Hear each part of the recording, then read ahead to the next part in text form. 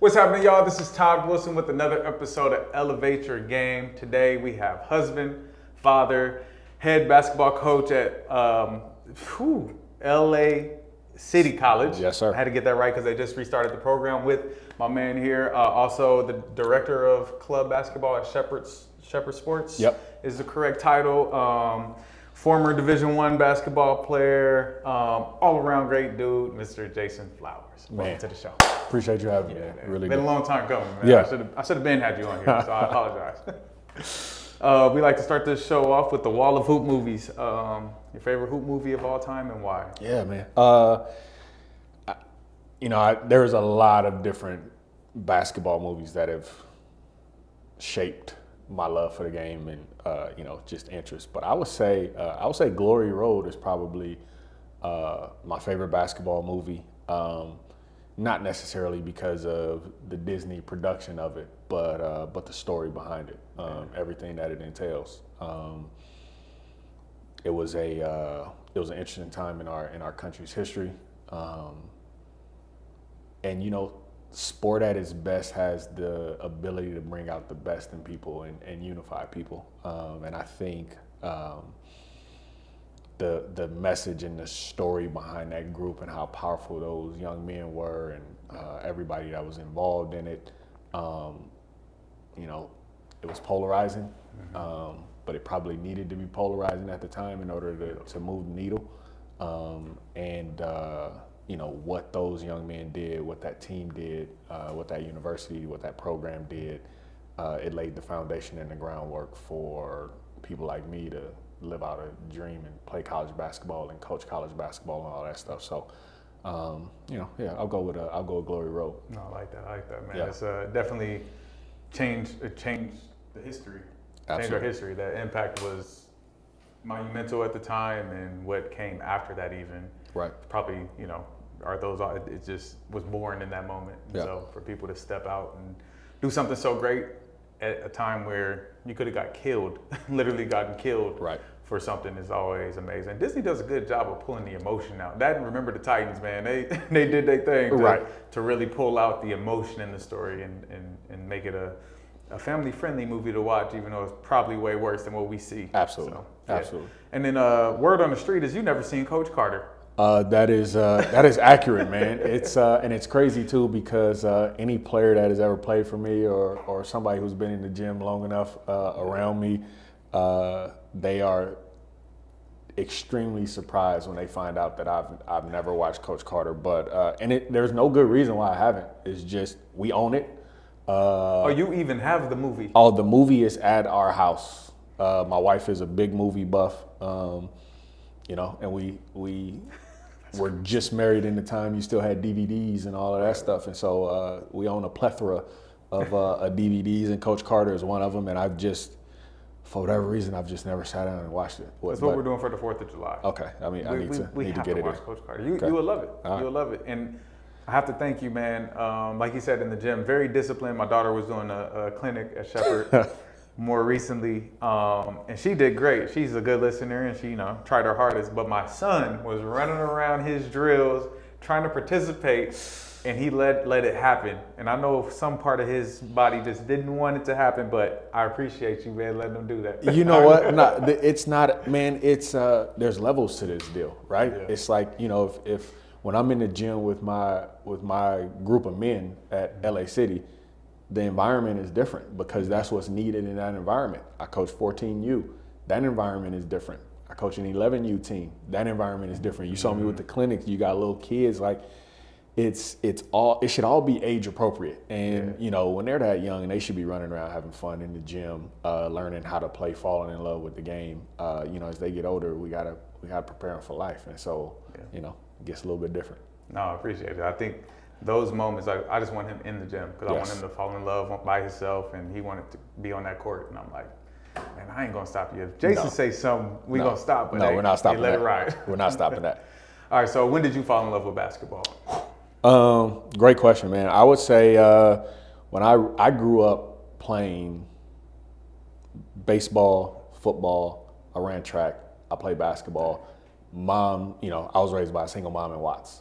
And so, one of her approaches was, the main approach was, I was going to be at church.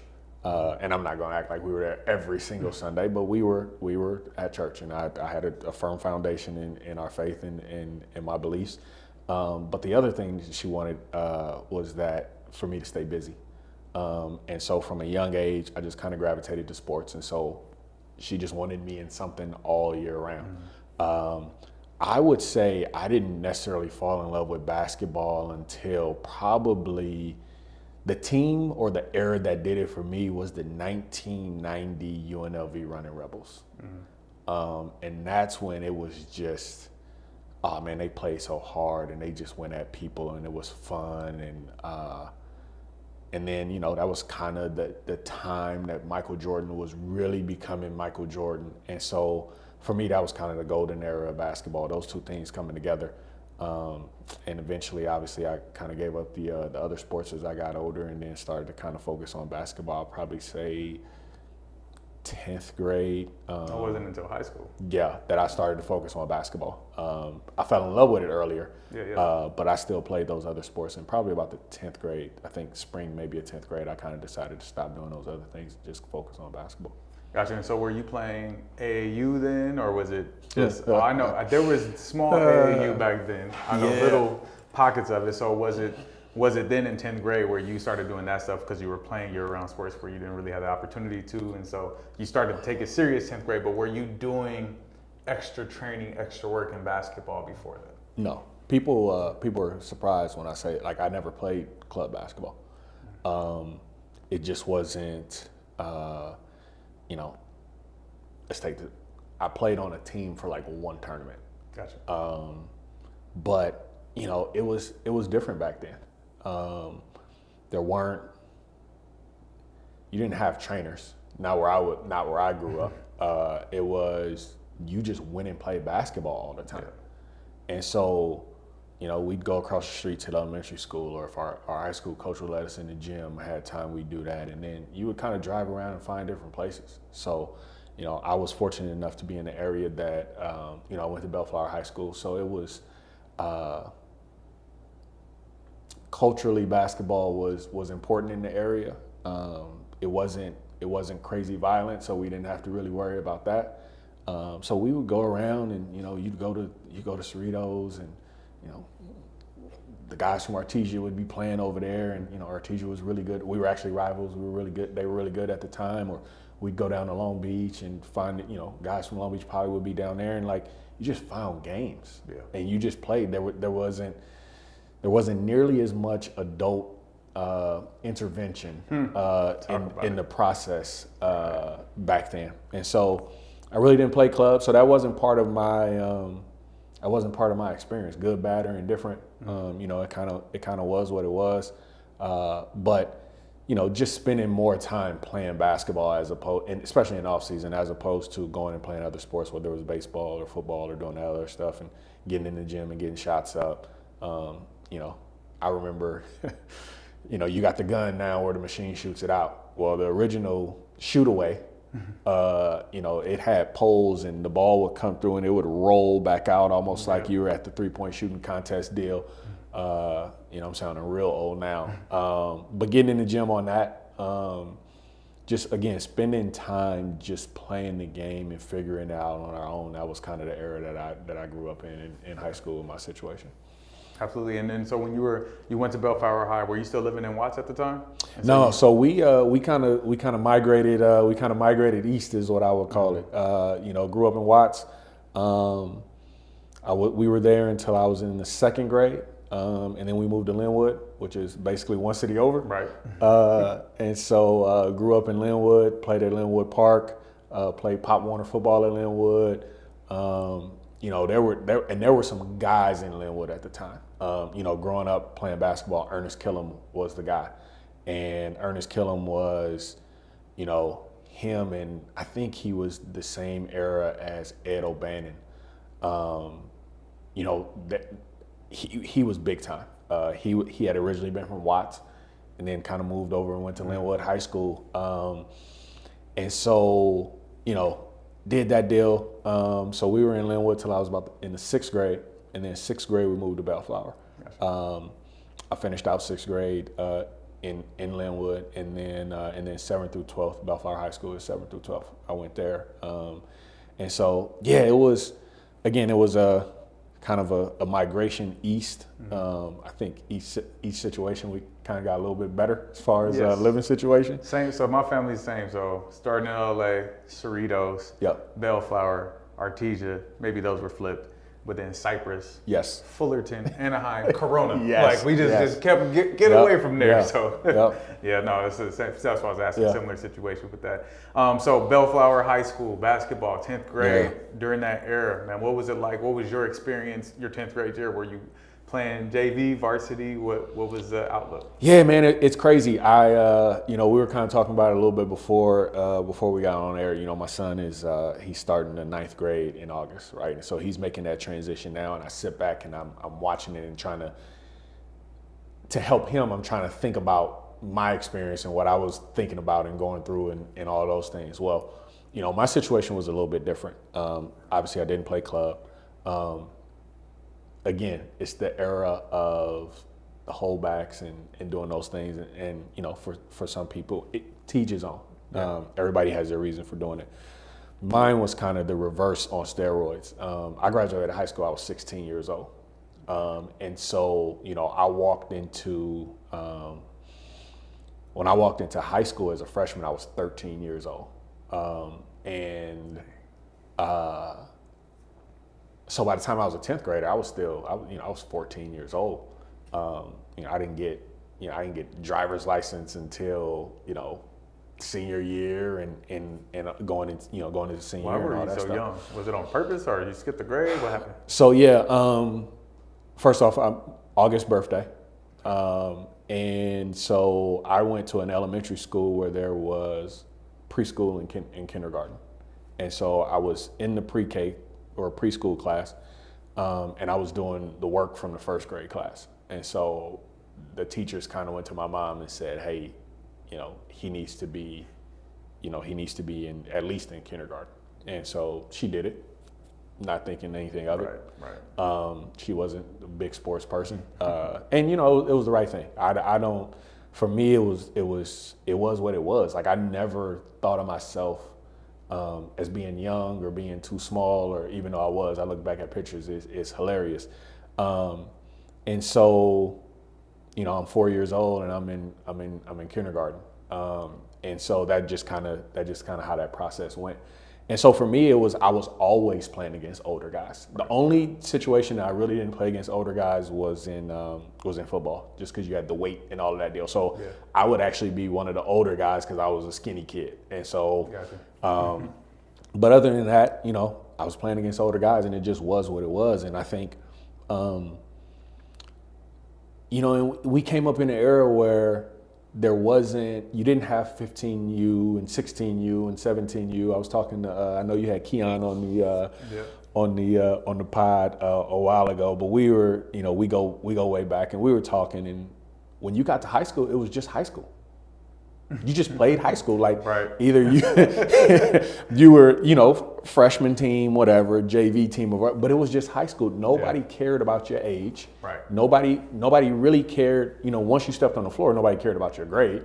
You just had to show up and get after it. And so for me, it was good, man. 10th grade year, you know, I was again 14. I played JV my 10th grade year.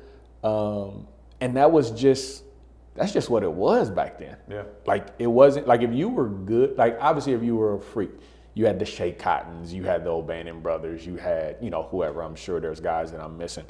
You know, maybe they played varsity as freshmen. But for the most part, if you were good, if you weren't a freak athlete or, you know, big size, but you were good, then you played varsity your 10th grade year. And, you know, they call them late bloomers now, but kind of the regular process was, you know, 11th grade was kind of the time you kind of came into your own. I want to make a point. I think that is still most of America. Yeah. I think here in Southern California, you see a lot of that in these prep schools and all that. You see younger kids who are the more physically gifted Right. go and play varsity right away. But if you go to most schools in most parts of this country, you're playing JV as a sophomore. Right. You know, you have like maybe one person. It's not like teams full of, oh, they're young, freshmen and sophomores playing varsity basketball. Right. And so I think, especially in Southern California and maybe even like the Texas, like those places where basketball is a large part of what they do, it's like, that's not normal. Right. You guys are the anomaly. Like, you have to understand that. And I think kids out here get caught up on that. Oh, I'm playing varsity because Right. I'm like, I've seen the better kids develop more when they go play JV as a freshman and a sophomore and get the playing time and experience on the court that they need so they can develop, so they can be prepared for varsity. So, and you know, you just hit it on the head. I think at the core of this, especially on the youth stage, is it should be about the development of the kid. And you know, I heard this at a UCLA function one time. I think it came from Terry Donahue, the old ex-UCLA football coach. But he said all the flowers in the garden don't bloom at the same time. And so I think we are in an era where more so parents are more concerned about what the perception is, where their kid is ranked, what this looks like, this, that, and the other. And so now it's a game of comparison, right? Like, I'm not comparing my son to any other freshman out there. Like, I'm comparing him to what he was yesterday. Yeah. And if he's a little bit better today than he was yesterday, then, you know, we'll be okay with wherever he ends up in the process. Yep. And so, no, I think you hit it on the head. It should be about development. When it's done right, I think it's about development. Yep. And so, you know, we'll see how it play out. Well, now you look at Dalton Connect, right? The kid Yes. who just got drafted by the Lakers. Wasn't recruited at all, went to junior college, went to Northern Arizona, I believe. Yeah. And then his 5th year gets to go to Tennessee and have this breakout season, right. Gets drafted in the first round, right, by the Lakers. He took his road and he just kept working. And that's what we need to teach our kids, is that it's about you continuing to work. That's what success is having a goal and just trying to reach that every single day. And yes. Don't stop that. It's not about your ranking, what high school you go to. Man, you know, I deal with a lot with these kids, these core kids, because right. They're good. Right. They actually are skilled and athletic and talented, and there's still a process. Right. It all starts over in high school. I gave you what you need to get your foot in the door and be prepared for high school, the rigors of high school. Right. But the process doesn't change. No. You got to keep working. You got to prove yourself and go through that process and just end up where you're going to end up with the work you put in. And you know what? I think you're 100% correct. And I think the thing that, from my experiences that I've seen, and it hasn't gotten better, I would even say it's gotten worse in the time that I've gotten into college coaching until now, is that process, that development, especially once kids have certain physical gifts, right? The playing field gets leveled at some point. Yeah. And the ones who keep climbing and keep getting better is from the neck up. And a lot of current situations not only aren't focused on developing kids and their mentality and their approach to things, because that's the thing that carries on well beyond the day that the basketball stops bouncing. But not only do they not focus on it, I don't know how many care. And so there are kids who, they're talented, but then you look back at it and it's like, oh, whatever happened to such and such, or whatever happened to such and such.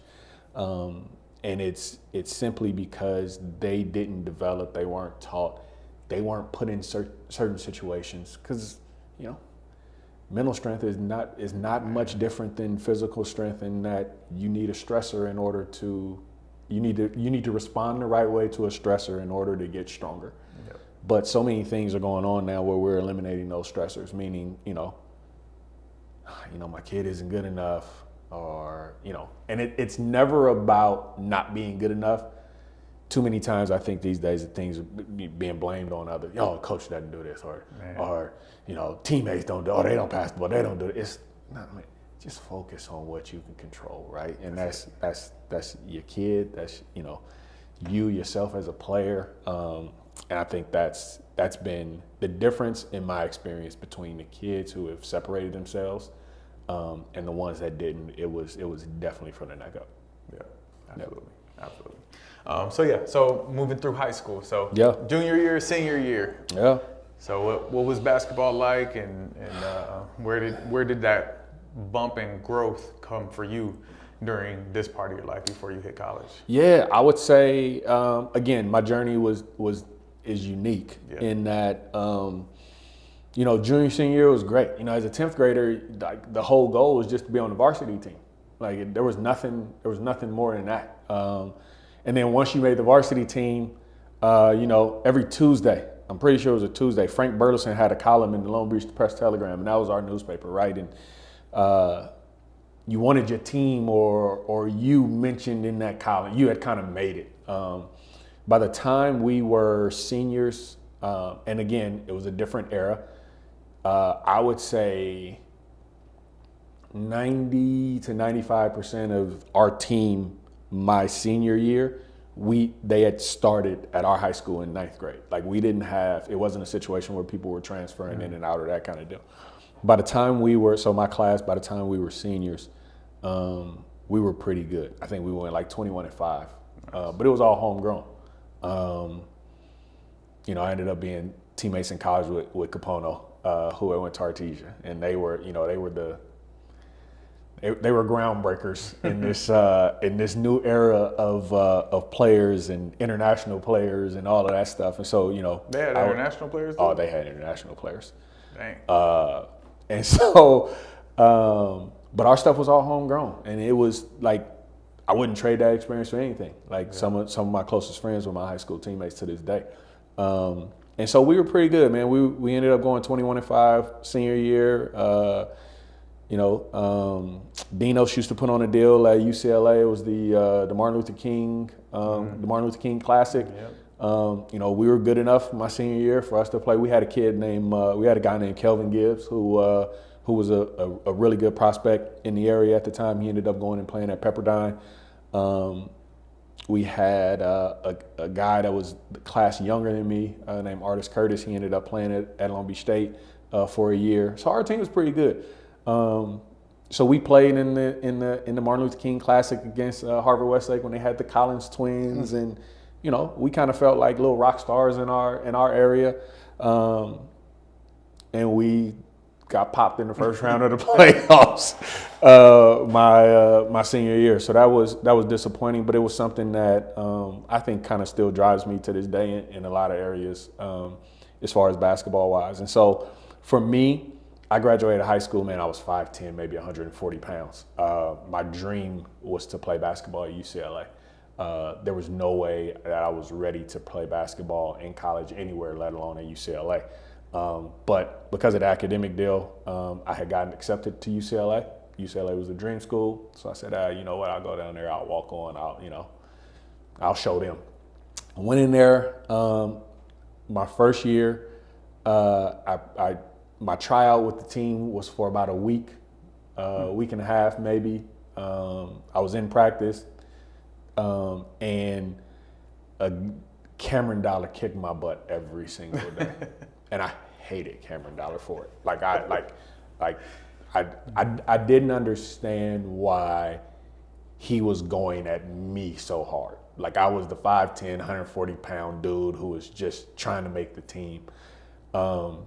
And so, yeah, man, I despised Cameron Dollar. I didn't make the team that year, went back to my high school and coached. And it was one of the best things for me. Obviously, when I graduated high school, I was 16. I turned 17 the summer after. And so really that was my senior year. Physically, that was kind of my senior year. Yeah. So I practiced with the team, I coached, I lifted weights. And so, a year later, I looked a lot different physically. My original plan was to go junior college. And so chasing the basketball dream, if my son came to me with this plan right now, I probably would not allow it. So, shout out to my mom for letting me chase my dream a little bit. So I walked away from UCLA, like being a student at UCLA, to go chase this basketball deal. And so my original thought was to go play junior college. And so, I had been working out at a JC, playing pickup with the team. And my high school coach comes to me and he says, "Hey man, you need to go, you should go try out walk on at UC Irvine." And I laughed because very few people know at the time, UC Irvine is rolling now. And I had a great experience, learned a lot. But when he presented me with that opportunity, I put opportunity in air quotes, UC Irvine had went 1-25 that season. And the coach had gotten let go. And so in my mind, college basketball was 90 UNLV running Rebels. It was, 95 UCLA Bruins. Like, I'm not doing this to go walk on at a program that's 1-25, right? And, to be honest, he had great insight, or, he had wisdom at the time. And he said, they got a brand new coach. They're starting from scratch. He doesn't owe those guys anything. You're getting in at ground level. Yeah. Like this could be a great opportunity. And so, long story short, man, or long story a little bit shorter, I went there, went and played pickup a couple times with the guys. Word kind of got back to the coaches, and so that happened. Literally, man, I left. I graduated, or not, my first year after UCLA. Obviously, you finished school in June. Literally, I think it was finals week. My oldest daughter was born my freshman year in college. And so now you were 17. I was 17, about to turn 18. Absolutely. And this so is the same time you trying out for UC Irvine? Absolutely. Let's get into it. Yeah. And so yeah, man, that happens, and now so I'm changing schools and I'm doing all of this stuff, and so I end up at UC Irvine, and it was extremely challenging, it was extremely difficult, and it was extremely rewarding. And I think the first two usually precede the last, as far as challenging and difficult, and then the reward comes afterwards. And so I was a walk-on. I tell people all the time I was a walk-on the worst team in America. And I take that with pride. The next year we weren't the worst team in America. We still weren't very good, but we weren't the worst team in America. Yeah. And I played with some great guys, man. I had some great teammates. And lo and behold, man, I walk in the first day at Irvine, and Cameron Dollar is the assistant coach. It's crazy how God works, man. And did you still despite him? Oh yeah. There was no difference. Like, you still to do. And I told him, like, not the very first conversation, right. But at some point I told him, I said, "Hey man, I hated you." But what he gave me in that conversation, what he gave me throughout the time that I played in the program that he coached in, and to this day, like, life stuff that happens, I was raised by a single mom. So there's usually he's one of my first phone calls, if not the first phone call. Mm-hmm. So I said, "Hey man, I hated you, I couldn't stand you." And he was like, "Hey man, it was never personal." And he was like, "We all thought you were going to end up being good. Like, we knew you were young." He said, "But I was preparing to try to win a national championship. And you just happened to be the guy on the other side." And so for me, again, from the neck up, it was starting to have those kind of conversations and have that mentality. I'm learning from somebody who had already won a national championship. I'm learning from somebody who had competed against some of the best to ever do it. And so those kind of conversations and the knowledge and wisdom that I learned from him in that year, my freshman year, was invaluable. Like, I can't really put it into words. Cam leaves after my freshman year, and he takes the head job at Vanguard University. So he's like the youngest head coach in the country. He might have been like 23. Man. Yeah. So my second year was interesting, would be the word. A lot of it, looking back on it, I could have been a lot better in a lot of different ways. Being young, so I go from being a walk-on, not playing at all my first year, to ended up like midway, I would say, about midway during the season. I ended up starting and start the rest of the year. Earn a scholarship. My freshman year in college, I scored more points than I did in any high school game that I ever played in. Like I scored 25 points against Long Beach State, and that was I didn't score 25 points in a high school game. Now again, I played on a team with other like that. That wasn't how our deal was set up, but I wasn't built for that in high school either. And so freshman year was great, and I thought it was going to be nothing but this and then some moving forward. I didn't approach the off season the way I should have between freshman and sophomore year. It wasn't that I just sat around and did nothing, but I definitely didn't approach it with the same hunger that I approached things before I got paid. Going. So I gotta stop you. Yeah. Break some of this down. Okay. I want to touch on first growing up in the single parent household. Yes. What impact did that have on you growing up? And do you even credit some of that to your work ethic and going for your dreams? You did something that a lot of players won't do. Go and try to walk on at UCLA and go head up. And then go coach in your high school to try to find a way.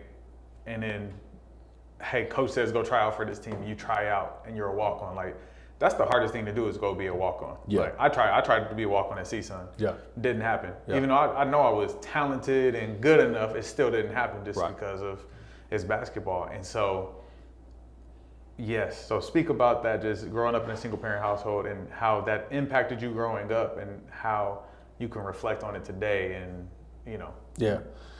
I'm glad you stopped on that and asked me that question because I probably don't do it enough interpersonally. My personality is a little different when it comes to this stuff. I cannot put into words how special my mom is and how she was with me growing up. Again, single mom. She had a well-paying job working at the county hospital in LA.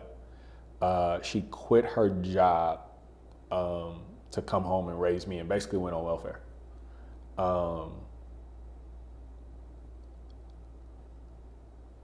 Watching her not make excuses, not complain, find a way without crazy stuff, just putting her head down and working and grinding, working 2 jobs at times to make sure that I had what I needed in order to be successful. The sacrifices that she made on a daily basis. So did that have an impact? Absolutely. It still has an impact to this day. Obviously I'm on the men's side now, but I was on the women's side for 18 years. And there were times probably where the expectations that I have for players at that age, we already talked about the little kids, they should be running around having fun. But I know that the next stage is life. It's real life. It's the process of going after something and not getting it and getting knocked down and getting back up and having to go again with the same effort and energy, the same approach that it takes to be a walk-on. You're going to be a walk-on in something in life at some point. You're not going to always be the one that it's given. And not to say people earn scholarships, so I'm not saying that part is given, but you're going to be a walk-on at something in life. How do you respond to it? And so for me as a coach, and especially coaching young women, the bar was really high because my mom set the bar really high. I'm not hearing you complain. I have no interest in hearing you complaining about minuscule stuff when I know someday that you're going to have to be a mother, that you're going to have to be a spouse. And statistically speaking, about half of you are going to have to do it alone at some point. I'm not interested in the excuses and the complaining and any of that stuff because I had a great example growing up of what a strong woman is. And so for me, going through that entire process, single mom, yes. Was it tough? Yes. Watts tough? Yes. Did it make me who I am? Yes. Would I change it? No. You know, even there's times where, you know, ideally you want both parents at the house, and then, man, my dad had issues. And if he's in that house, who knows how it ends up? Like, it's never perfect, but it's always how God plans it. And so for me, it was never any doubt about the work ethic that I had to bring to the table in order to get to where I was trying to go. I will also say this, and I use this in coaching, and again, it's been misconstrued and players take it the wrong way. But it was something that I learned from my mom, and I didn't even realize it at the time, but I fully understand it now. I would come home just like any other kid, and we can probably get into this more later. Any other kid, I would come home. Oh, coach this, coach that, my teacher this, my teacher that. And she let me vent for a little bit. And then the same question every single time without fail. What did you do? What you mean, what did I do? What'd you do? Oh, I didn't do nothing. No. You're my son. I know you. What did you do? But what she was doing was she was putting the accountability and the responsibility back on me. It didn't matter what other people were doing. She'd always tell me, hey man, if you get in trouble because it was your idea, we'll deal with it. But if I ever find out you get in trouble because it was somebody else's idea and you was just following along, you really gonna have a problem. And so those kind of lessons where it was about me taking responsibility for me doing whatever, and then the accountability piece that comes along with it, you know, I still do it as a coach. Player comes to me, oh coach, you know, this, that, complaining about this, that, and the other. I wanna play, I wanna do this, I wanna do that. I'm turning it around. Mm-hmm. What are you doing? What are you doing now? What do you need to do? Like, this isn't me controlling the puppet strings. This is kind of the end result of what your daily habits are, or what the things that you've put into this, you're kind of getting out of this. I don't care who plays. I really don't have, you know, I saw something the other day on social media where it's like, you know, oh, coaches have favorites. Yeah, we do. It's the kids that work hard. It's the kids that listen. Yep. It's the kids that are going to help us win. Yeah, we do. The kids that are unselfish. Kids whose parents stay out of our business. That part. But it's not like, I don't care who plays the role. I just need somebody to fill the spot. And so, so going back to your original question, man, my mom, there was no way I was gonna be able to go home. And here's the kicker. I left this part out, or we hadn't really got to it. So through all of that, I make the team my freshman year, my redshirt freshman year now at UC Irvine, and I have some success. And you know, my daughter is born, and you know, figuring that deal out as an 18-year-old dad and a college student and all of that stuff. Yeah. And my mom gets breast cancer. So now,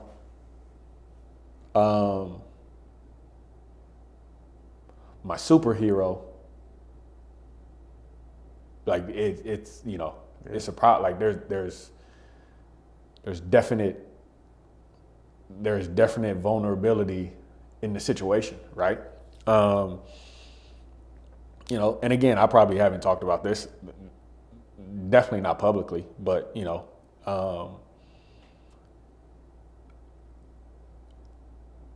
I didn't handle that well.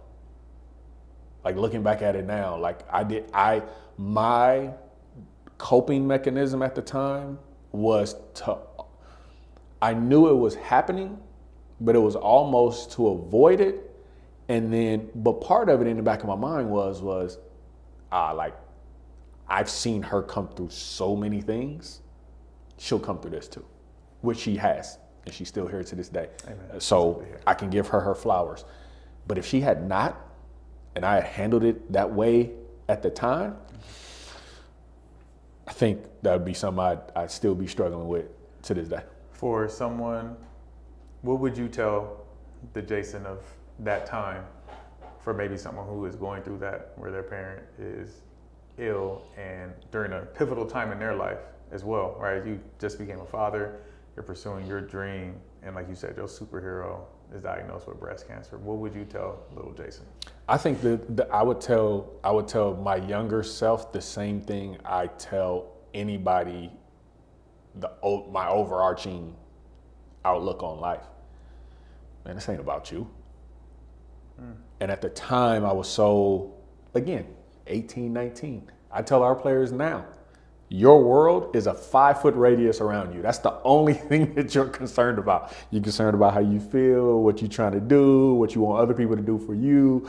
And that's where I was. It was, it was easier for me to kind of stay away or avoid or, act like it wasn't happening, as opposed to really pouring into her and being of service to her and helping out in any way I can, even if it made it a little more difficult for me. And so, again, even through all of that, she's still setting the example. So I'm gonna come home and complain about not playing or my coach or this, that, and the other when my mom is going through chemo? Not happening. Right. What excuse am I going to bring home that's going to make sense? First off, she had already set the tone that we weren't going to do excuses anyway, but now she was living it. Yeah. And so yeah, man, I think my approach to a lot of different things in life, obviously like everybody else, has been formed by experiences. And, she's a fighter. She beat cancer.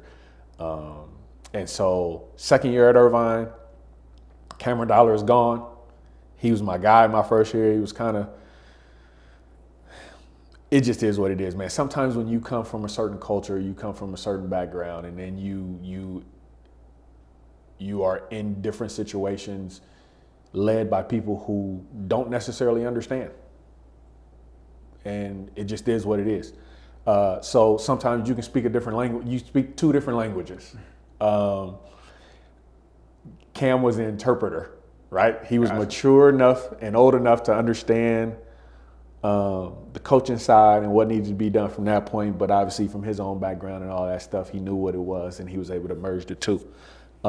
He's gone my second year, and it didn't go very well. Again, big part of it was my responsibility and my approach and mindset and thought process through it. And so now, I will say this. I learned from a basketball standpoint and I learned a lot of good things at Irvine. Some through adversity and struggle, but some through people just giving me game. So I leave Irvine. The plan is to go play for Cameron at Vanguard, right? So again, chasing this basketball deal. Again, if my own son is telling me this, I don't think we're gonna do this. So I leave UCLA, end up at Irvine, still a great situation, UC education, good program, growing program. And now I'm leaving again to go to Vanguard University, right? A little bit different than UCLA. And I'll never forget it, man. I was out with my buddies, high school teammates. And back then, we had pagers. Yeah. You didn't have cell phones, so I got a page. So guys, a pager. Yeah, go ahead. Is this a little rectangle, and you can dial a number, and you can put a phone number or a set of numbers for people to call on a payphone.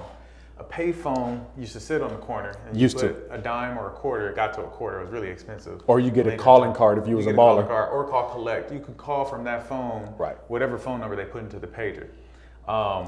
Yes. Thank you for my young audience. Yes. So I get a page from Cam, and it's Cam. So I'm like, all right, I gotta find a payphone.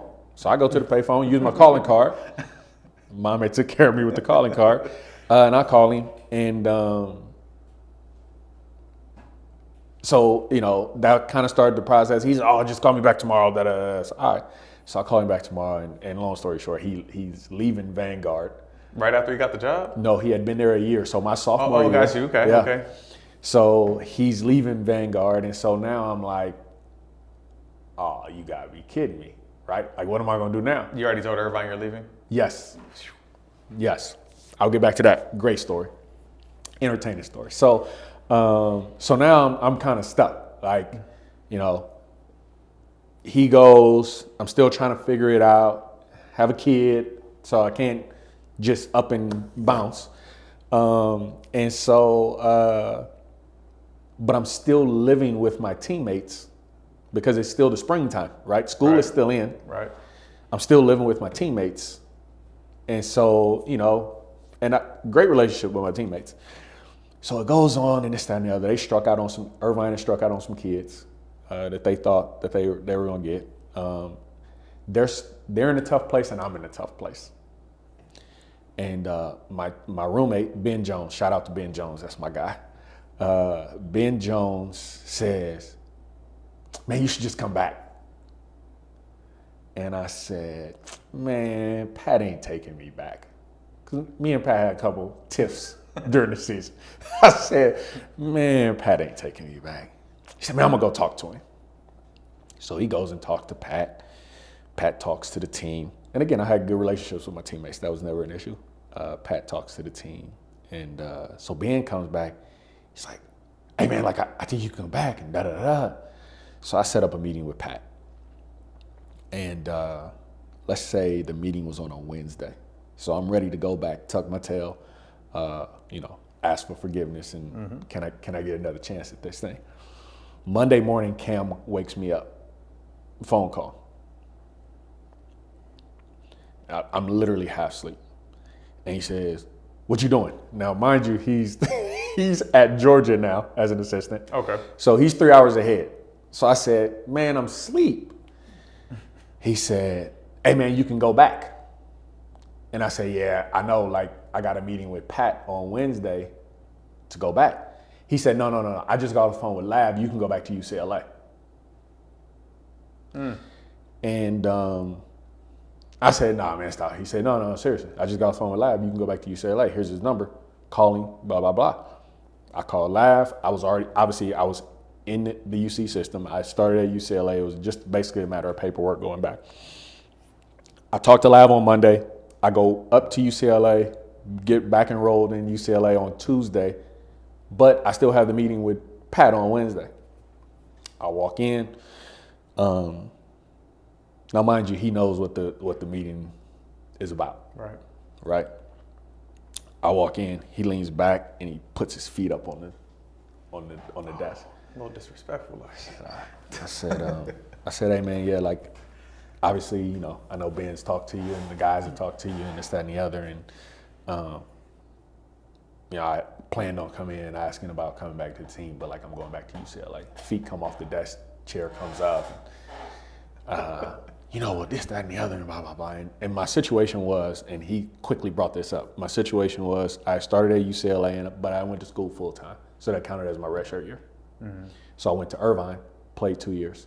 If I transferred again, a little bit different than these days, where you can go to 4 schools in 4 years and play right away. If you transferred again, you had to sit out, and I had already used my redshirt year, so I lost that year. That's the first thing he says. I say, yeah, I know, but like, UCLA is my dream school, so you know that's what I'm gonna do.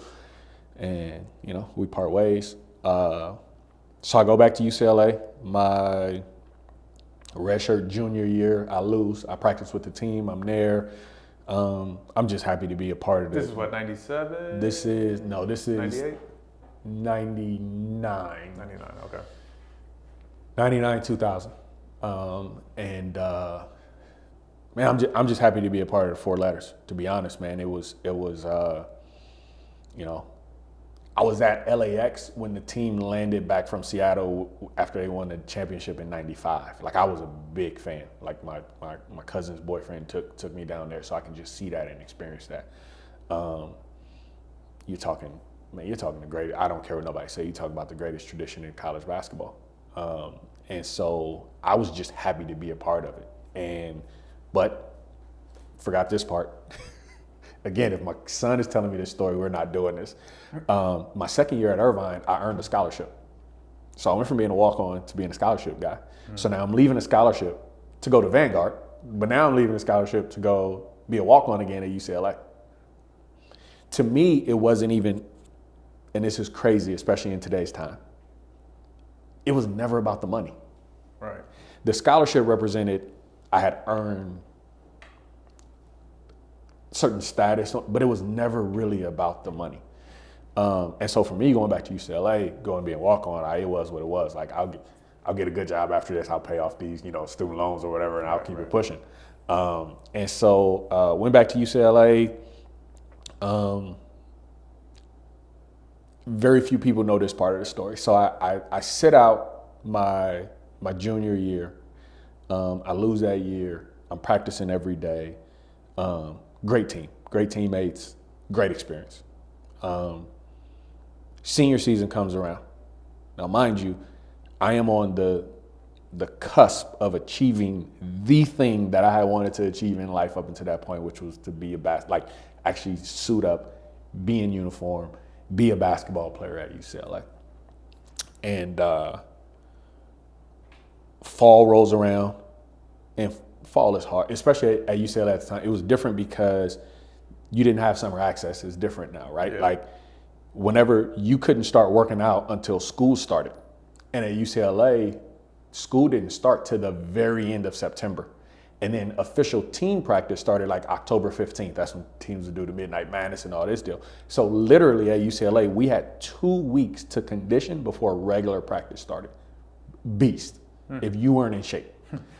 And so, we're going through the deal, and I literally don't know how many people know this story. I called Cam, and I said, literally, we're 2 weeks away from starting practice for my senior year, the thing I've worked on. I said, man, I don't know if I want to do this. And he obviously asked me questions. I don't remember the exact questions. And I was just like, man, like, I was just in my feelings. Like, there was no,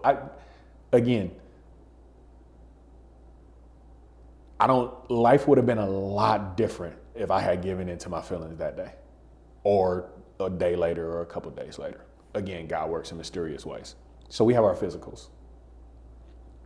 And on the physical, it asked something about, have you ever fainted during a workout?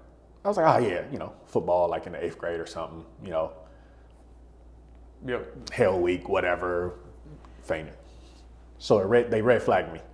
So now I have to sit until I got to do these All the medical test pass. EKGs and run on the treadmill like the old Cosby Show. Like, it was the whole deal.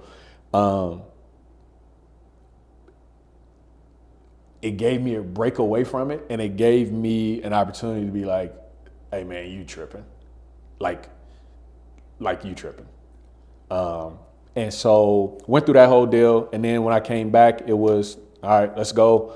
So you missed Hell Week or something. I missed the preseason conditioning my senior year, man, which actually, I don't know if it helped me from a basketball standpoint, but from like you said, God works in mysterious ways. Man. He gave you the break, and hey, man, you I think up to that point, man, you got a lot of stuff going on, and that physical exhaustion, right, makes us make poor decisions sometimes, or be in the mind state that where we should be operating. Yeah. And so taking that break and giving your mind time to, or your body time to really recuperate, so you can make a good decision. Hey, that's, like you said, you're trying to live your dream. Yeah, man, and you it got was. to do it still. So I almost, I temporarily made a decision to play the victim instead of playing the hero.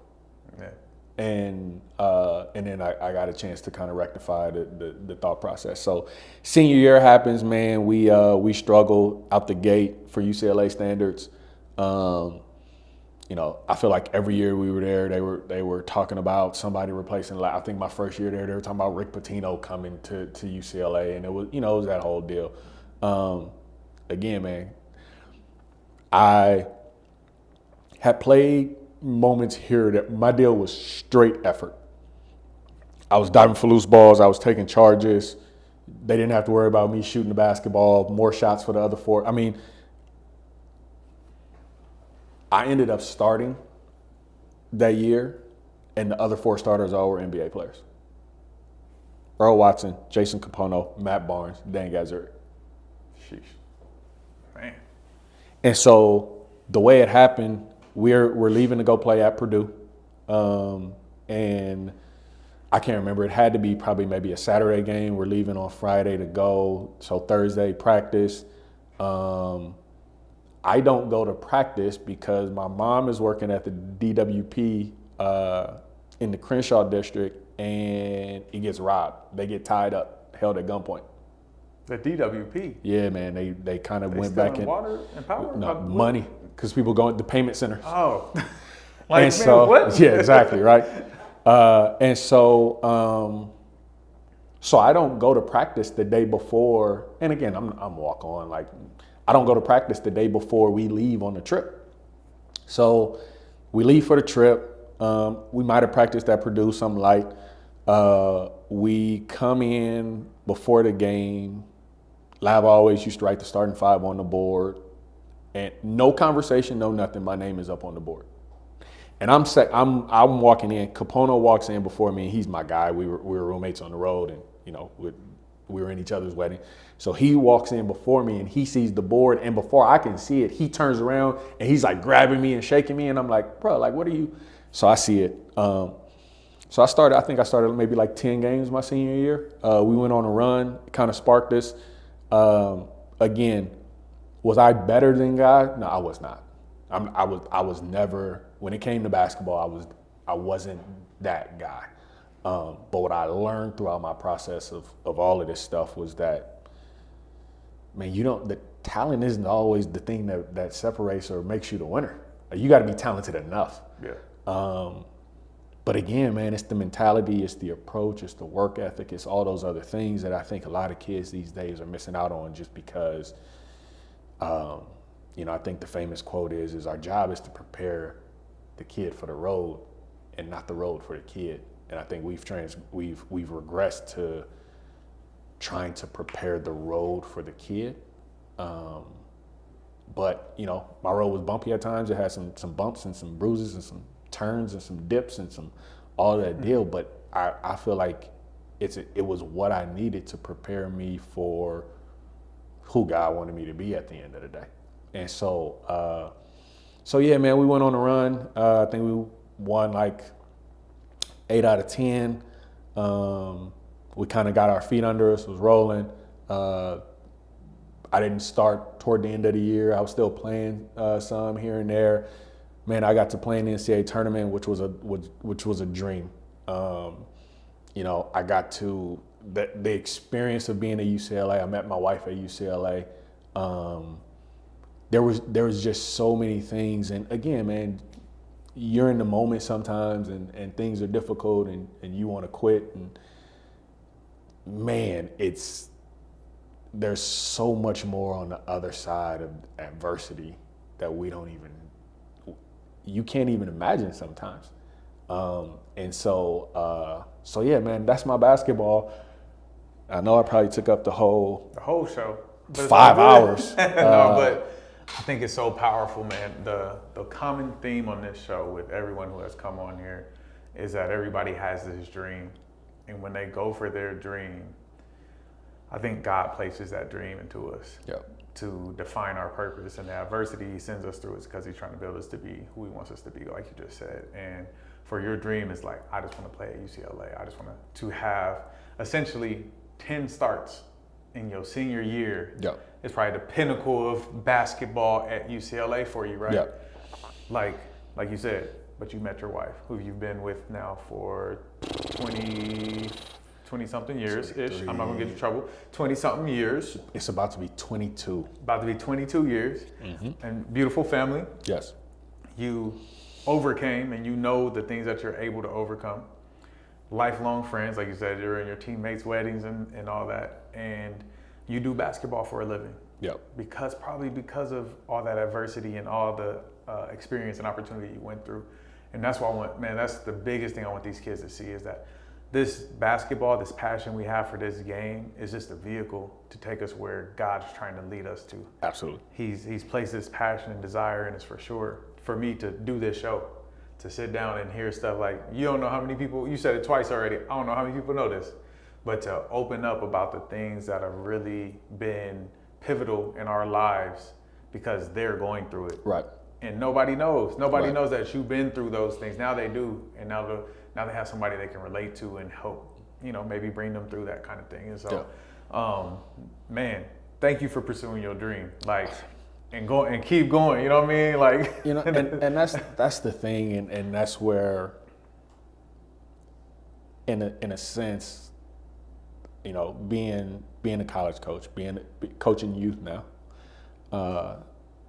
A lot of kids are being cheated out of achieving their greatness because they haven't or they aren't allowed to struggle and figure it out.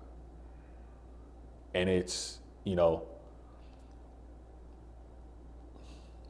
my son, his life experience, completely different than mine. There's times where I manufacture adversity. Thank you. Yes. Yes. There's times. My job is to, and I used to tell our coach, or every team that I've ever coached has heard this. My job is to prepare you for the day that I'm no longer here to help.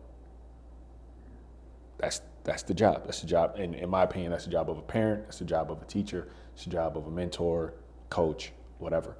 And so, life is hard, and making it easy for the people that we love isn't preparing them for what's to come. And and we're seeing it in a lot of different ways. Yeah, I do it with my 3-year-old. My 3-year-old he gets upset. Yeah. He has tantrums, man, tantrums. And it's probably more recently, like, me and my wife were just raised differently. She was a very well-behaved young lady, didn't get into a lot of trouble. Right. I grew up in a family where everybody got whoopings, right? Right. And so, I'm not saying I whoop my kids, I'm just saying what I grew up in. Right. And I said, this summer, and it's cool. So the gym, Heritage Christian Gym, is getting redone. It's closed. Okay. The other gym I use, St. Monica, is getting their floor resurfaced. Okay. I have no access to no gyms, which means I can't train. Okay. Blessing in disguise. Yeah. I get to spend time with my son, Yeah. who needs me right. He's only 3. Yeah. But he has these moments of extreme anger and tantruming, right? Yeah. And I told my wife, I said, I'm gonna do everything that pisses him off. Right. Because the only way we can teach him how to manage this is if we show him in that moment. I can't do it when he's not mad, because he's just calm. Yep. I have to work on it. And man, the last 2 weeks, I'm tired. I'm super tired. Yeah. But his behavior is totally transformed because now I'm gonna put you in a situation where you don't like it. It's crazy that you say that. As a coach, I am a strong believer in I'm bringing adversity to the table in some shape, form, or fashion every single day. So, as my women's teams went to the NCAA tournament 3 out of 6 years after we won our first one. 3 out of 5 or 3 out of 6 years. We rarely won head-to-head recruiting battles. Like it wasn't a situation where we were going in, even after we started winning, where we were handpicking kids. That's not how it was.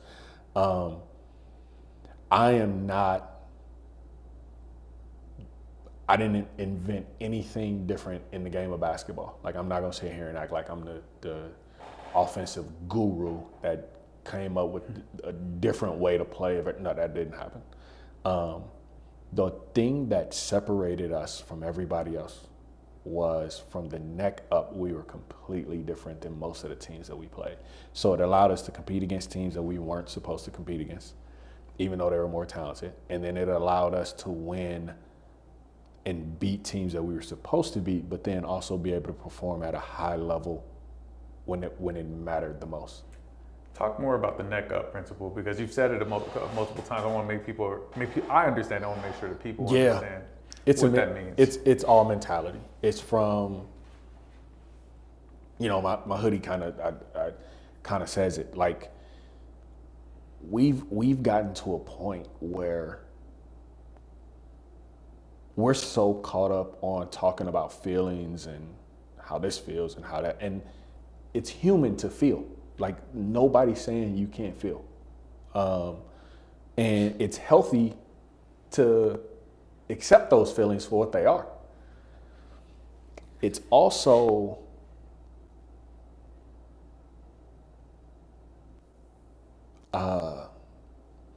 it's also not setting yourself up for success if you stay in those feelings. And so for me, a mentality is, it includes mental toughness, it includes courage, it includes gratitude, it includes, there's all kind of things.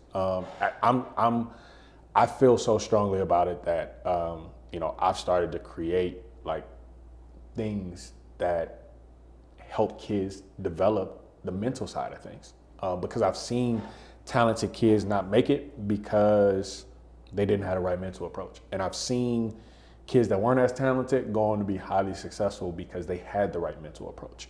And I think it's teachable. It's not easy. It is very uncomfortable, and that's where it loses a lot of people, right? It just is what it is. It's uncomfortable. It's uncomfortable to change habits. It's uncomfortable to daily deal with adversity and face adversity. But I'm telling you, man, I'm living proof, meaning my experiences of watching. The other valuable thing that I got throughout my process of being in sports is, my wife she'll never tell you this, but just factually, I mean, she's a 2-time Olympian. She's one of the best to ever do what she's done in the game of softball. And softball and baseball, that's a completely mental deal, right? Mm-hmm. And so to be on the side, to be kind of in the circle, but on the sideline of watching her process of becoming great at something, and then the team, her '04 Athens team was on the cover of Sports Illustrated, and that was the year that the men's basketball team won bronze. And so the softball team was put on the cover of Sports Illustrated, and the title was The Real Dream Team. So, so not only just her, but the women that she was, to watch them and how they prepared and what they had to experience. And even though they were rolling for a long time, undefeated it was still adversity. There were still challenges, and see them respond. So she's a gold medalist. She's a gold medalist. So I need you to say a two-time gold medalist? Well, they ended up winning silver there the second time. Two-time medalist Olympian. Don't just say Olympian. Yeah. She won some medals. Yes. yes. Phenomenal though. But just even watching her deal, watching her teammates, watching how strong, like when it comes to competition, people used to ask me all the time, like, how's it coaching women? I didn't coach women. I related to women off the court, but I coached basketball players. Yes. Some people struggled with that, but when you're trying to achieve certain things, whether it's win a basketball game, whether it's reach a certain milestone in business, whether it's being a great parent, it is what it is. Like, there's a book out, like, it is what it is. And being really good at something, being great, maximize, it never goes on sale. Like, it's never going to cost less. And in some ways, I think with these young people these days, it would have been crazy for me in college, and especially for some of my teammates, if social media and camera phones and all that stuff was around, right? Like, these kids are dealing with different things than my generation dealt with. There's no doubt about it. But if we're acknowledging that it's harder and in ways more difficult, then why are we trying to make it easier? Yeah. That doesn't make sense. And so what happens is these kids are struggling when things have been done for them, when excuses have been made for them, when blame has been put on everybody else. When they get in certain situations where they can't run from it, where they have to stare it in his face, they have no way to cope because they haven't had to. To your point of how you're teaching your 3-year-old just how to live life, how to overcome adversity. And so for me, it's the mental part. It's Tom Brady isn't the most physically gifted quarterback to ever play the game. But as of right now, until Patrick Mahomes takes the crown, many people consider him the GOAT. The difference, in my opinion, between MJ and Kobe and LeBron is it's an approach. It's a mentality. I mean, we're gonna win or lose because of me. Like, hey, 3 dudes on me, I'm taking the shot. I put in the work. I've done this, and so, for me, it's all about the mentality. I've seen it in so many walks of life, and like I said, my mom was the beacon of light when it comes to that deal, and so I just think that's the hill, or that's the mountain that I'm gonna stick my sword in and I'm gonna die on, because I've just seen so many examples of how that is so instrumental.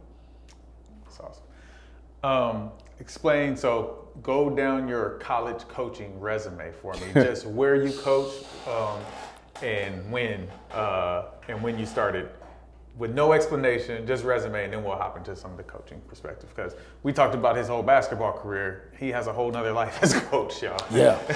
Finished at UCLA. I knew I wanted to go into coaching. I became a volunteer assistant with the men's team, and I was the academic coordinator.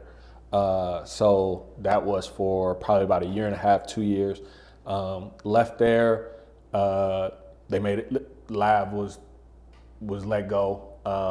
And so I didn't even kind of stay around to even try to have conversations with whoever was coming in. I took a high school girls job. So I was a high school head coach at Santa Ana Valley High School. If any of my former players are watching, shout out. Great. It was a great experience for me because right from the beginning, I was a head coach. Like, and it's different. Like, it just is what it is. So I was everything. I had to run a program, varsity and the JV team.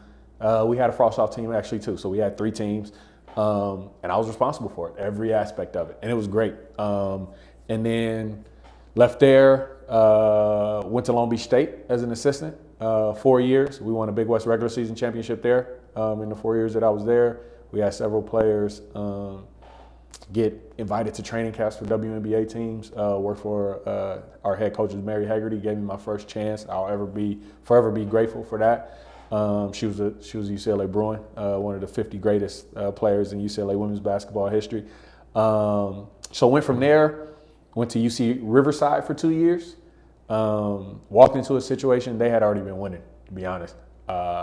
My second year at Riverside, we won the conference tournament and went to the NCAA tournament. So regular season championship at Long Beach State, NCAA tournament, and conference championship at Riverside. I get the head coaching job at CSUN. I was there for 10 years. I think for 10? Yeah. The 4 years before we had gotten there, the program had won 13 games total in 4 years. Our 4th year there, we won the regular season and the conference tournament and went to the NCAA tournament. The next year, we won the conference tournament and again went to the NCAA tournament back-to-back years. Had about a 2-year break, and then the year after that, we won the conference tournament again and went to the NCAA tournament. So we went to the NCAA tournament 3 years. Had multiple freshman of the years, player of the years, pros.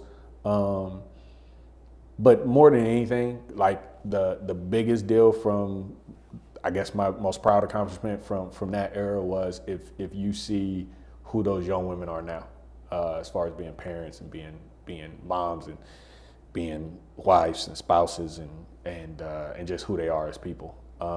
Left there, went to Cal Baptist. My first year at Cal Baptist, walked into a really good situation. So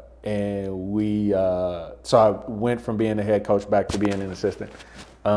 We went undefeated during the regular season. Oh man. 24-0. The program was transitioning from D2 to D1, even though we were playing a full Division I schedule. Right. Everybody we played. But because we were in the transition, we won the regular season championship, obviously. We won the conference tournament, obviously. But we couldn't go to the NCAA tournament because of the transition. And you played all D1 teams that year? Yes. Wow. So So a team that we beat twice, maybe 3 times that year, ends up going to the NCAA tournament. But Jared Olson does a great job at CBU. I learned a lot from him in a lot of different ways. And so went there, had the second year, we had a really good year again. And I just I kind of, in a very, very small compared to my mom's decision, I just kind of made this. My son was a sixth grader at the time, and I knew he was going into junior high and transitioning into high school, and I just wanted to be around him more through his journey. It was really that simple. I had a great experience at Cal Baptist with Jared, and so I took a high school job. I was at Valley Christian High School in Cerritos for a year. Thought I was going to be there for a while. Kind of be honest. Obviously, again, my kid was in junior high school, looking to go to high school. It's kind of, and then the LA City college job opened up out of the blue. They hadn't had a program in about 14 or 15 years. I kind of looked into it, and I was given the opportunity, and I thought it was something that I could still be around my son and helping his development. With that, I took over as the club director at Shepherd Church.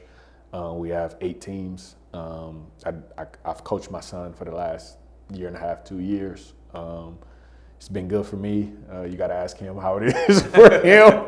That's always the question. Yeah, and so yeah, man, I was able to do that, get back in the college game, and so that's where I currently am. Man. And then transitioning from the girls' game to the boys' game, you stated earlier you're coaching basketball. Yep. And that's all it is. And so how do you separate that? We had D-Fish on here, one of our first guests, Yep. and he just said that the women's game is different. It's a little bit different. Just if you watch it for what it is and you understand how to watch the women's game, you would enjoy it more. We're talking about how more people could be interested in women's basketball. Yeah. Like the purest part of fundamental basketball when you don't have, the athleticism Yes. that the NBA has, right? Comparing it to the NBA. So, Yes. do you not see that, or how do you compare that, and how would you advise people to see the women's game, versus the men's game from a coaching perspective? From the basketball standpoint, from coaching women, I had a great experience in 18 years of coaching women. I told my men's team at LACC several times this year, I had plenty, and I'm not trying to gas it. I had plenty of teams and plenty of women athletes who were much tougher than my team was this year. Yeah, and I won't, it's not a knock on the guys that were on our team this year. It was just, it just was what it was. And so, again, I enjoyed coaching women. I think, if you're just watching basketball to see lobs and dunks and, that kind of stuff, just pure athleticism, then you're not going to like any other kind of basketball. Like, you're not going to like youth basketball. You're not going to like, Right. You know what I mean? I think the women's game,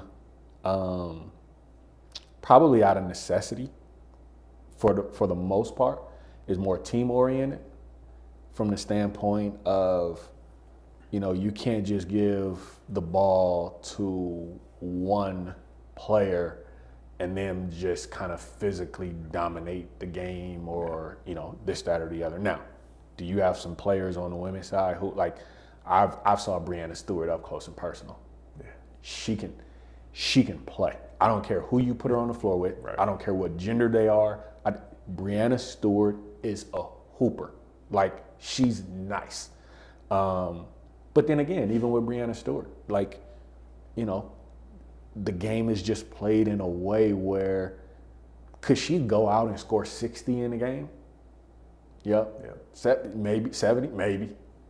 But that's not even, Breanna Stewart's worried about winning.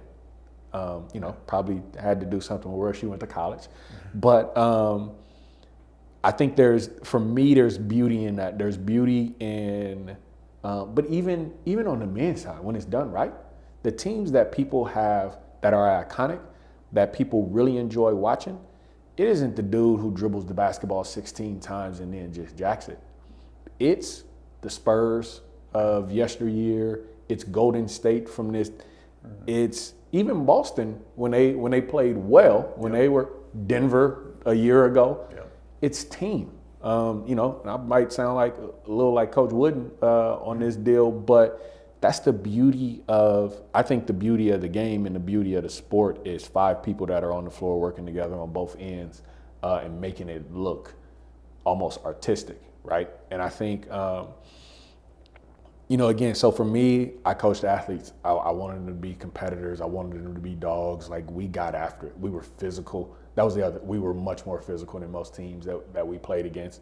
I wanted them to compete like athletes.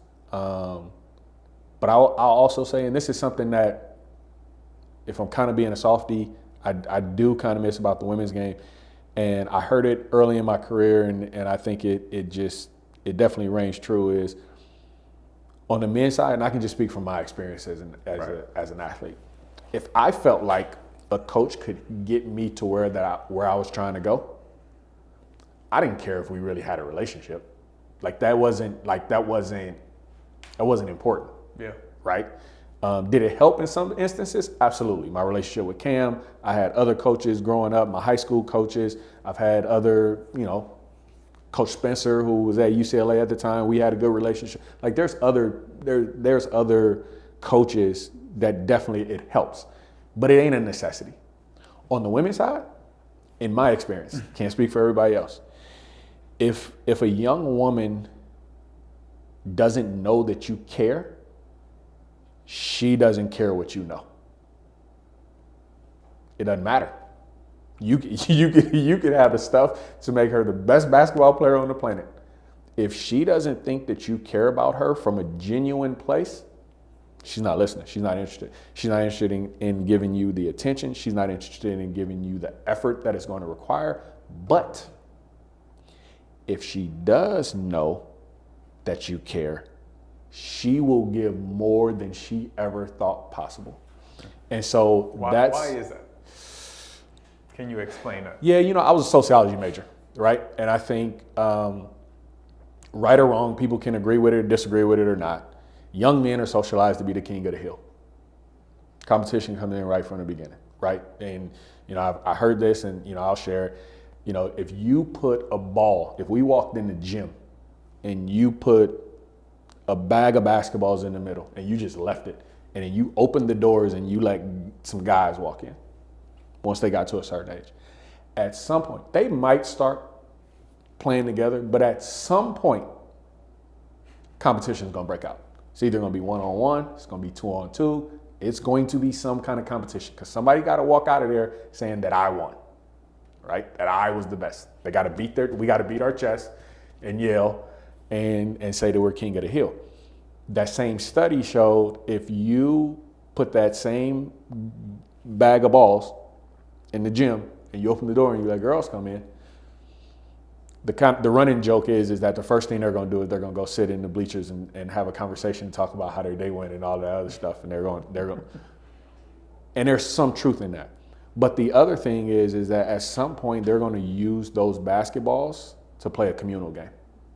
Because for whatever reason in our society, again, young boys are socialized to be the king of the hill, which brings a lot of different other things along with it. And young women are socialized to be a part of the group. Pull everybody in. You're not supposed to stand out, right? You're not supposed to act like them.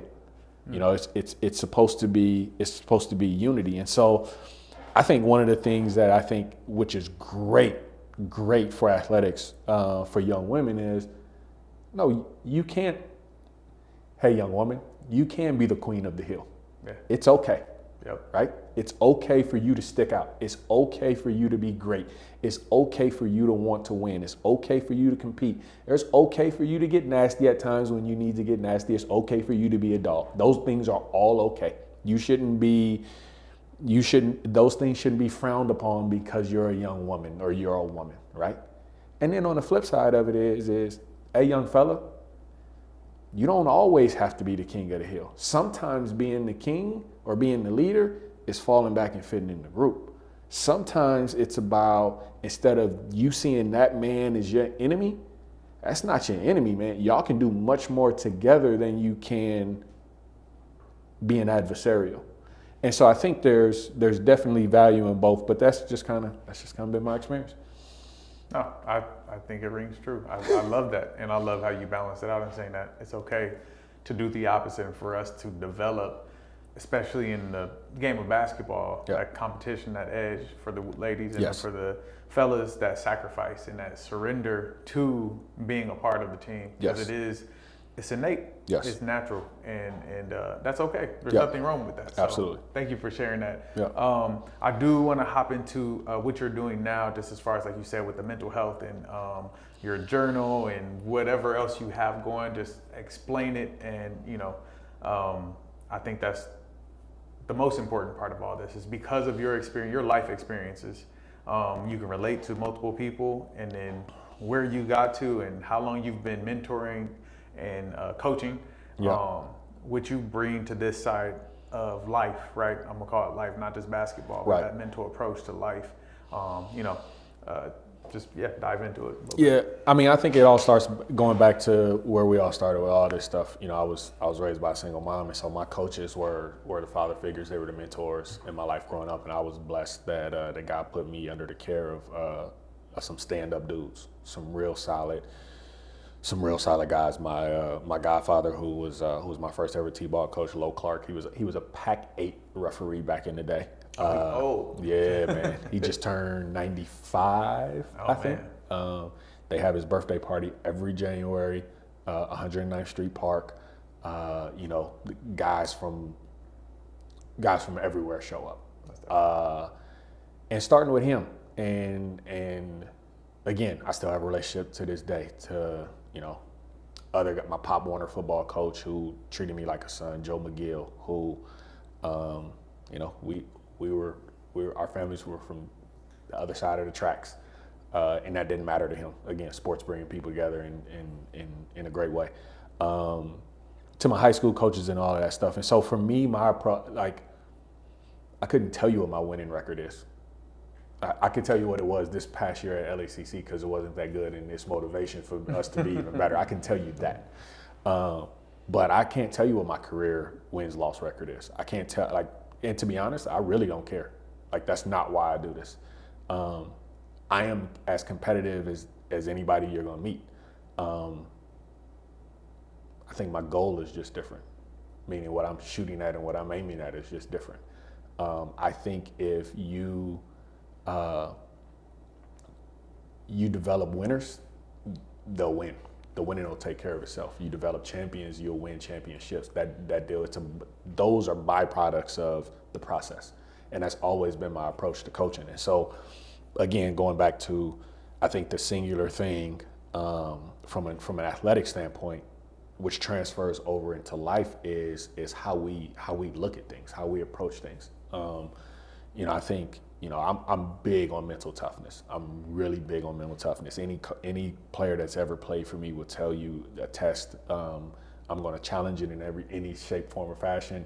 We're going to develop it, because I know from my own personal experience watching Mom and anybody else is it separates things, right? And I think for me, it's two things we got to teach young people these days. It's responsibility and it's responsibility, right? So the responsibility to accept what it is.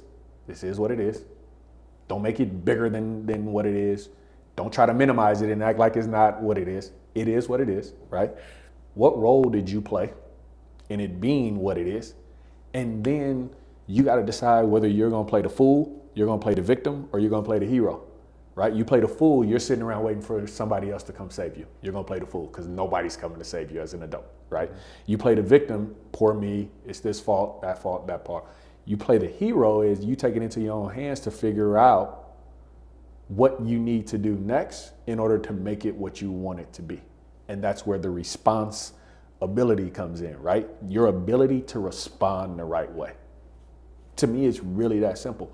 And again, are you going to complain? Are you going to blame others? Or are you just going to figure out what you need to do, right? There was I heard Brad Stevens talk one time, and he recommended a book, and anybody who is successful and they recommend a book, I try to figure it out and get it. The book was called QBQ, The Question Behind the Question. And it talks about there's 5 different kind of questions you can ask: who, what, when, where, how. I hope that's 5. I went too fast. 6 was And it might have been 6. Was it 6? And so the only 2 questions when anything happens in life, the only 2 questions that you need to ask is what and how. Everything else is just a distraction. Who? You. That's obvious. Nobody else coming to do it. When? Don't ask when, because if you ask when, you're not going to do it. It needs to be done now. Why? Who knows?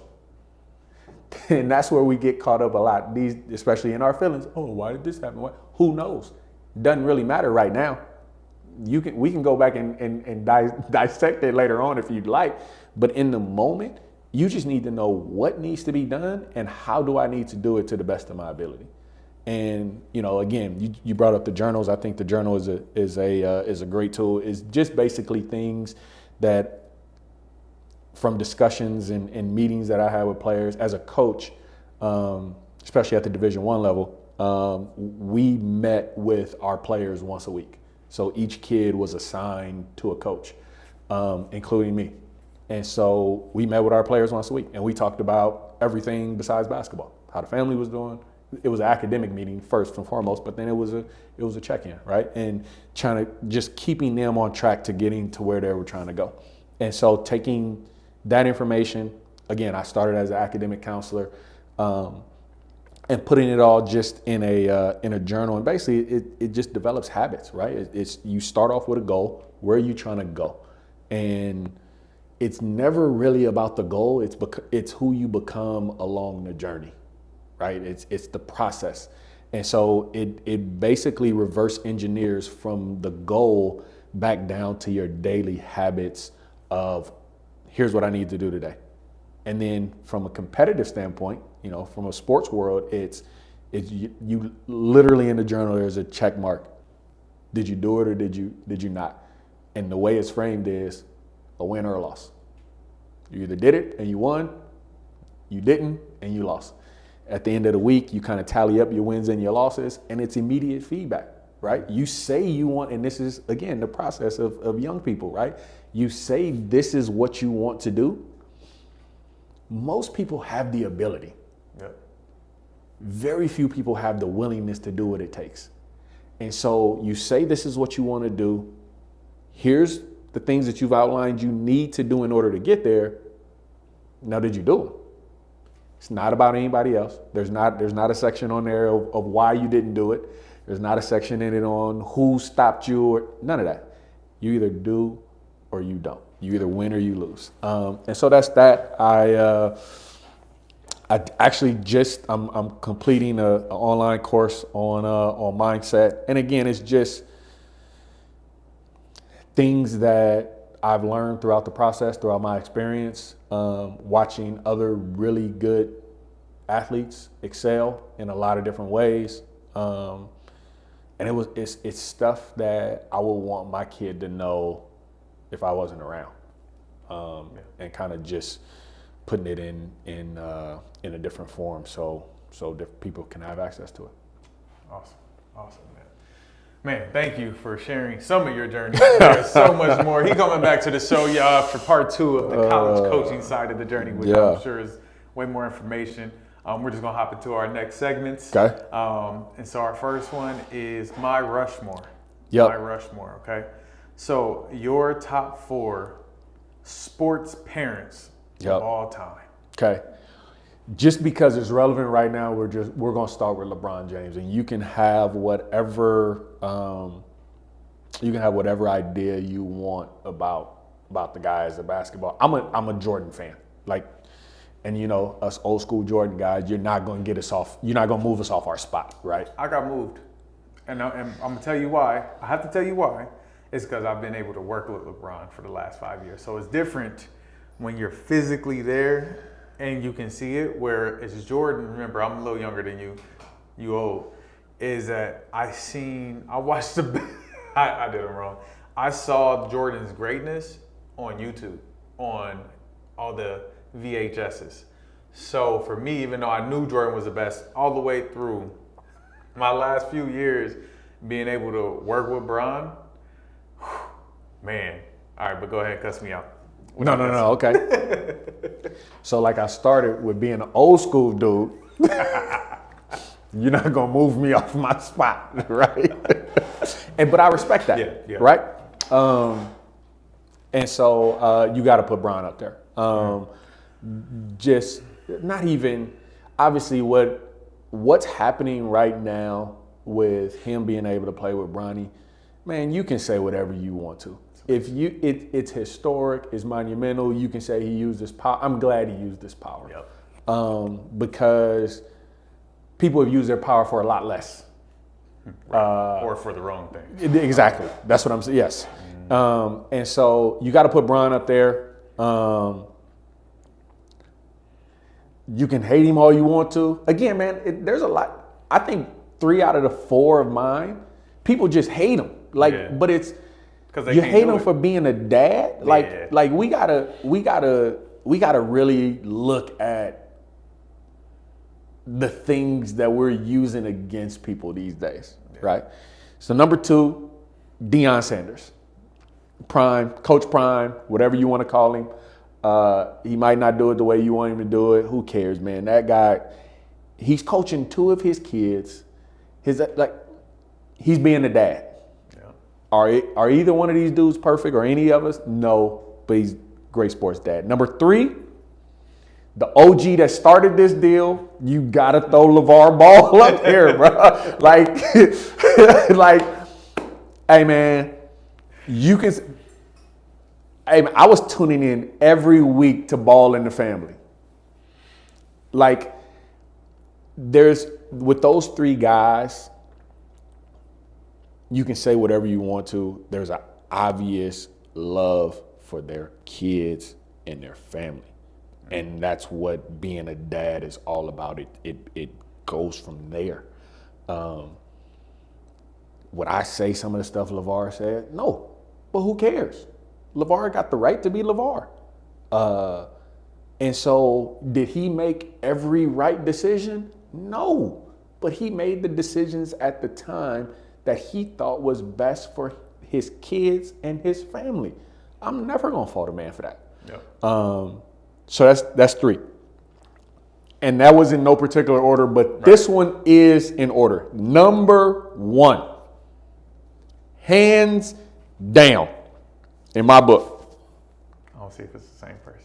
Sean Holiday. Okay, it is. It is not 100% even close. Not close. And people are going to say, who's Sean Holiday? And that's why he's at the top of Mount Rushmore, in my opinion. Yes. And there's not a close second.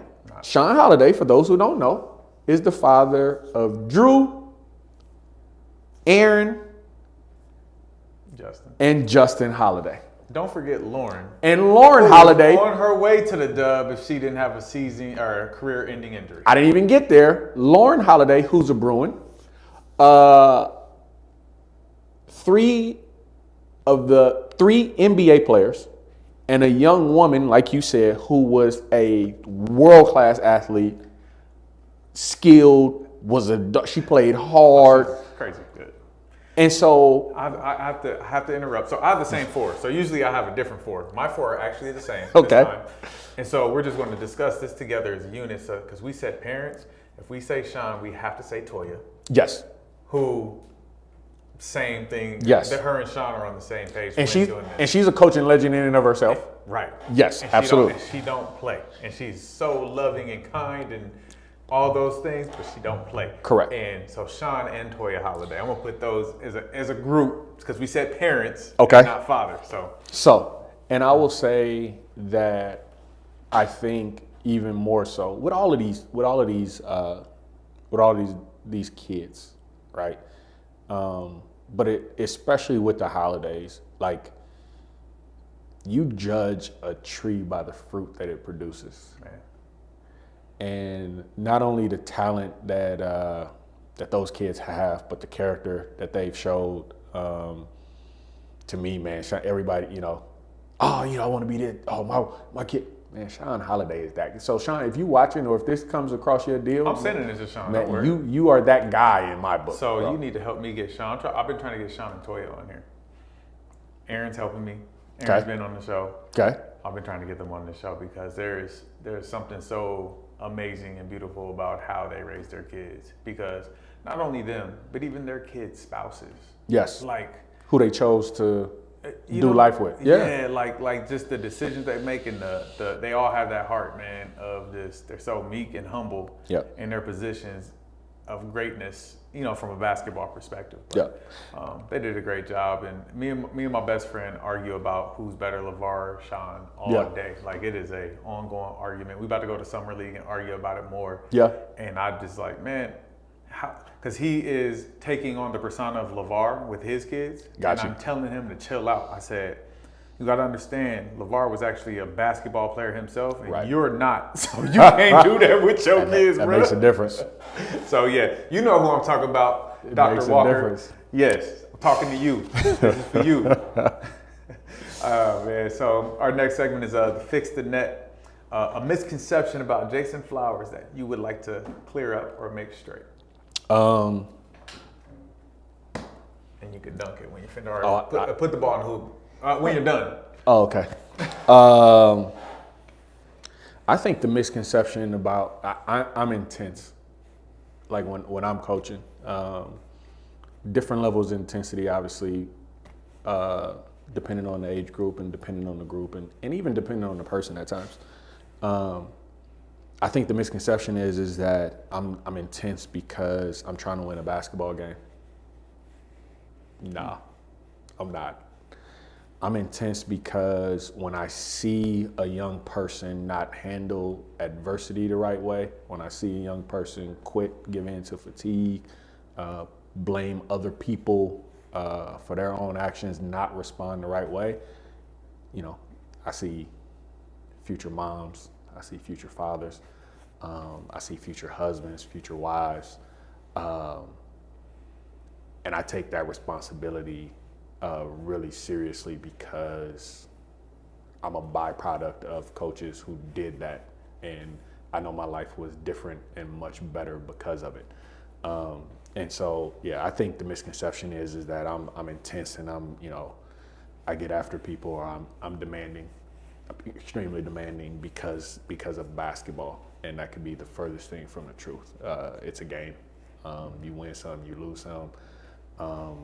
But the reality for me is that this game shapes young people, and young people will determine what our society and what our country and what our world is moving forward. And I think we have to take a greater responsibility in that, and remember that it is a game, but it is a game that is teaching life lessons if we use it the right way. And I'm not going to dunk it since I'm so intense. We're going to flip the script now. You become the interviewer. I'm the interviewee. 2 questions for me. Yep. I think the first one is obviously you've had players at Core Academy and elsewhere that have been highly successful and have achieved some things. What separates the ones that are successful from the ones that maybe people heard of at the beginning, but then it's like, man, whatever happened to? You've been talking about all episodes, the mental toughness. It is the single most thing. Their parents allowing them to go through adversity and them learning how to cope with it and overcome it and give themselves a personal responsibility. Johnny Juzang, his sophomore year in high school, just stopped listening to music, started waking up at 5 a.m. He got his license. He didn't have to have his parents drive him around. His dad was literally calling him like, "Where are you?" He's like, "I'm doing yoga right now." Like, he took responsibility for his life and said, "I want to become an NBA player." And he made that happen. hopefully he's about to sign a nice little contract right now. He's a restricted free agent right now, but man, that kid, his mentality just shifted from goofy. He's just a young goofy kid. Yeah. And then sophomore year, boom, something clicks, and different kid. Sky Clark, through all the adversity, everything that he's gone through, he just stays his butt in the gym. And he's matured so much through all the changes. The kids just moved around a lot because of life, right? Yeah. In California, moved to Tennessee, then went to Mount Verde, then went to school, went to a different school, now he's at UCLA. And it was in the spring, I talked to him and he was like, man, I finally got it. I understood that I need to take more responsibility for what I'm doing. And it was like that moment of clarity. Right. But he's always had that mentality to stay focused on what he's doing. And Yeah. it happened at a different time for him. But Yeah. and the kids who have not, the ones that we thought were, the top ranked 8th grader in the country and don't even play basketball anymore. Right. When they face adversity, their parents allowed them to hide away. Their parents allowed them to transfer out of good situations. Sometimes it's okay to transfer. Their parents allowed them to use the coach as an excuse to why they didn't make it. Right. And so mentality 100% of the time. And their parents not allowing them to go through the adversity and coaching them through that. I think when you get a certain age, your parents stop parenting you so much, Yep. they become your coach and your mentor. And then when you get older, me and my mom talk almost every day now. Right. I'm like her best friend. She telling me stuff I don't even want to hear about. Right. That's what it is now, And so Yeah. I think parents miss that point of, hey, you don't parent them now. Now you're their coach, their Yeah. mentor. Help them through this part of their life. Don't let them, don't let them die. Yeah. But like I told somebody, my daughter was swimming in a pool, and she kind of struggles. She went to swim lessons. She know how to survive. She Right. know how to turn on her back Right. and get to the wall. Right. She knows how to do that. So I don't really stress if she's flailing in the water. I said, Right. man, the closer to death she gets, the stronger she's gonna be. Let her go. Yeah. I'm not gonna let my daughter die. Right. Leave her alone. Right. Like I have to tell people that constantly. Right. That's how I just think. Like Yeah. I want to be pushed to the edge because I wasn't. Yeah. And I know I used to just work hard, Right. but I wasn't pushed to where that thing clicked until I was older. And so that mentality part. So Got you. yeah. Second question I would say is best piece of advice you've ever received.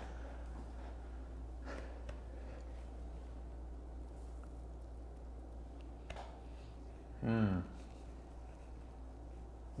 the thing that popped up immediately, I wanted to make sure that was it, was that the adversity that we go through, God allows it, not because he wants to fix it, but he just wants us to become more intimate with him. That everything, all the heartache, the pain, the craziest things you can think of are just because God is his grace that he gives us, right? And the faith that he gives us is for us to just sit with him and be with him, not to ask for anything, not for him to tell us to do anything. It's just to be with him so we understand who he is. Once we understand who he is, we understand how he operates, and we can truly bring heaven to earth. Like that's where I'm trying to be. It's just, let me just be with God. Yeah. What that means in prayer, meditation, in the word. And if we can all seek that, then the simple thing that God told us to do, the commandments he told us to do, is love God with all your heart, all your soul, all your mind, and love your neighbor as yourself. Yep. If we could do that, this life would be so much more simple. Yeah. We won't have to question the decisions that we make because we know God, and we'll be led by him. We'll walk with him. So, Got it. yeah, man. Appreciate you having me, bro. Great questions. Thank Yeah. you. You got a 24-second shot clock. Tell the people where they can find you and a message that you have for them, or something that you want them to know that's going on in your life. Yeah. Website is Jason, JASON -flowers.com. I honestly don't know my Instagram tag, which I probably should. I think It's all it's good. He'll be Jason. tagged in the video. Y'all know what it is. I think it's Jason _flowers. Again, man, I'm just trying to I'm just trying to help people get to where they're trying to go. That's just as simple as it gets, because I've had a lot through sports, and particularly through basketball. A lot of people helped me do things that I never thought were possible, and so I'm trying to repay the favor. So hopefully the story, the info that I gave inspires and helps somebody. I think the biggest message is to keep going. God gave you everything you need, including the dream or that big goal that he put on your heart. You just got to have the faith and the willingness to pursue it. My brother, appreciate you. Yep. Yes, sir. We'll see you guys next time. Peace.